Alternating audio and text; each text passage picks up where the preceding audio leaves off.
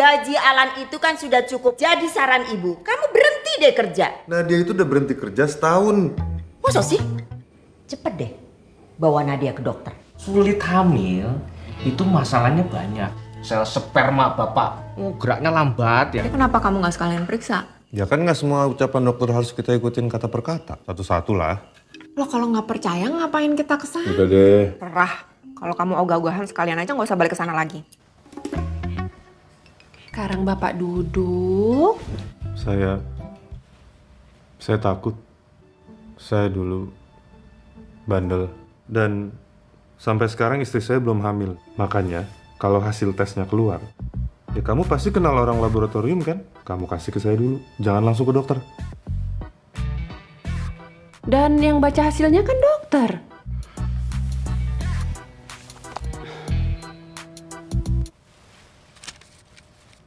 Please. Sperma Pak Alan bagus, aktif semua. Mantap ini. Tadi di laboratorium lewat bayi tabung.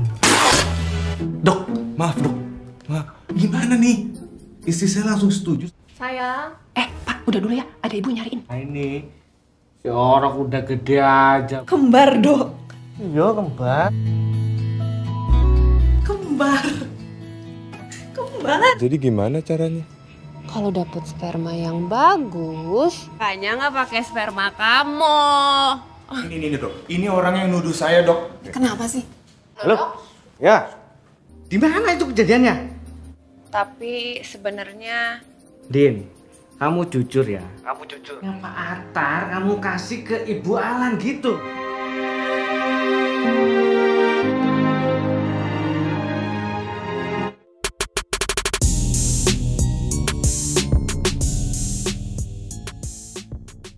Di rumah milik Alan dan Nadia rupanya masalah belum selesai. Nadia yang sangat syok mencoba untuk pergi dari rumah. Namun melihat Nadia yang sedang hamil besar membuat Alan lebih mengalah dan dialah yang akan keluar dari rumah ini. Sementara itu sehari setelah Alan keluar dari rumah, ibu mertua Nadia datang ke rumah untuk memberikan selamat kepada menantunya yang akhirnya hamil. Singkat cerita, dalam percakapan antara anak dan menantu tersebut, ibu mertua meminta maaf kepada Nadia yang telah membuatnya terus tertekan untuk bisa hamil.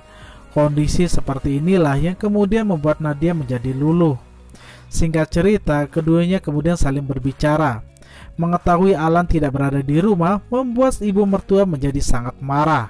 Walau seperti itu, Nadia mencoba untuk menetralisirnya.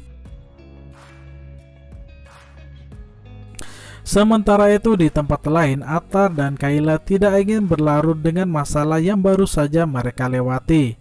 Pada momen ini, istrinya Atar yang mencoba untuk mengambil hikmah dari kejadian yang baru saja menimpa mereka.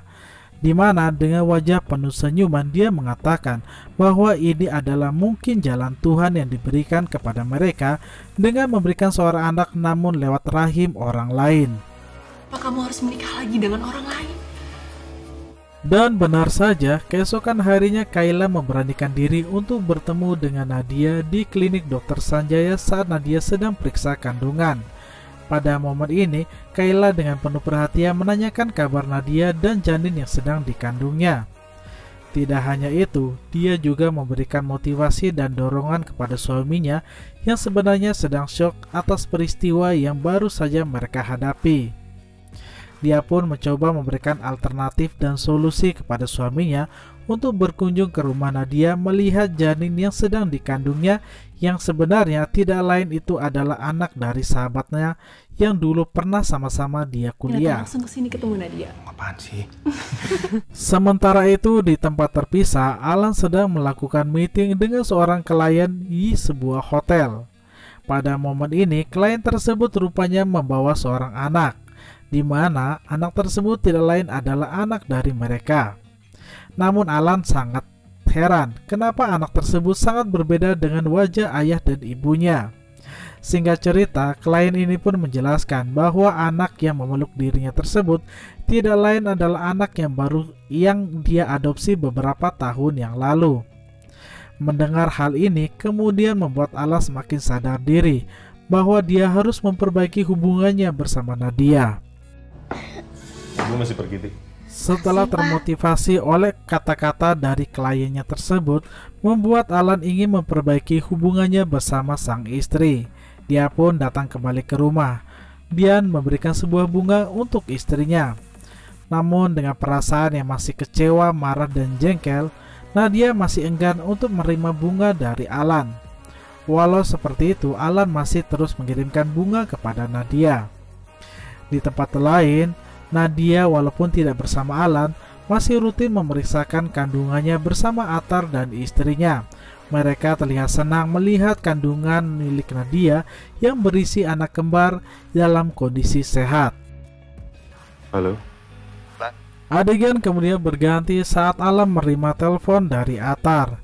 Percakapan singkat dua sahabat ini kemudian Alan menjadikan momen untuk meminta maaf secara langsung kepada sahabat lamanya tersebut. Singkat cerita, Attar selain juga menerima maaf dari Alan, juga memberitahukan tentang kondisi ibunya yang harus masuk ke rumah sakit. Bokap gue? Maksud lo? Dengan perasaan yang was-was dan buru-buru, Alan pun segera menuju ke rumah sakit. Pada momen itu, dia melihat bahwa sang ibu yang masuk ke rumah sakit gara-gara penyakit jantung tiba-tiba hilang ingatan. Alan yang berada di depan sang ibu tidak dikenali langsung oleh ibunya itu sendiri. Istrinya pun juga mengatakan bahwa ibunya hanya mengalami serangan jantung.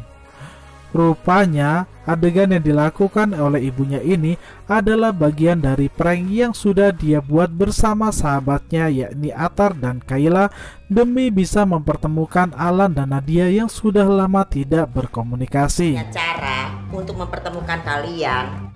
Melihat momen ini, Alan pun mencoba untuk berbicara kepada Nadia.